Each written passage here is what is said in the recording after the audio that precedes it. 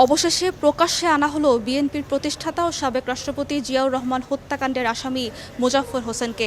বৃহস্পতিবার সকালে আন্তর্জাতিক অপরাধ ট্রাইব্যুনালের পরোয়ানায় ট্রাইব্যুনালে হাজির করা হয় তাকে।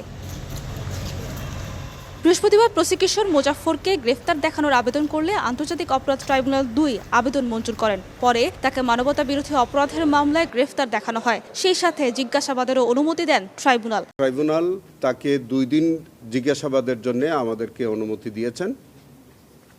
আমাদের ট্রাইব্যুনালের ইনভেস্টিগেটিং অফিসার তার সুবিধা মতো তিনি যে কোনো সময় পরপর ২ দিন তিনি জিজ্ঞাসাবাদ করতে পারেন, অথবা তিনি একদিন করেও জিজ্ঞাসাবাদ করতে পারবেন। রেইনবো অ্যাক্রোপ্লাস্টে অ্যাক্রিলিক এমালশন থাকায় মুছে ফেলা যায় যে কোনো দাগ সহজেই। Rainbow paints, colour of joy. Prosecution জানায়, আওয়ামী লীগ সরকারের আমলে সংঘটিত মানবতা বিরোধী অপরাধের সঙ্গে সম্পৃক্ততা থাকার অভিযোগে মোজাফফরের বিরুদ্ধে প্রোডাকশন ওয়ারেন্ট জারি হয়। জিজ্ঞাসাবাদে আরও চমকপ্রদ তথ্য পাওয়া যাবে বলে দাবি করেন চিফ প্রসিকিউটর। মাসুদউদ্দিন চৌধুরী তৎকালীন সরকারের সাথে ঘনিষ্ঠতা, উনি একজন পলাতক খুনি হওয়া সত্ত্বেও অনেক পার্শ্ববর্তী দেশের সাথে তার যাতায়াত, বাংলাদেশ সরকারের সাথে তার ঘনিষ্ঠতা, সংশ্লিষ্টতা, কথোপকথন, এবং জুলাই আন্দোলনে এই যে মানবতা বিরোধী অপরাধ সংঘটিত হলো সেখানে অনেক পরিকল্পনা তিনি বাস্তবায়নের সাথে জড়িত।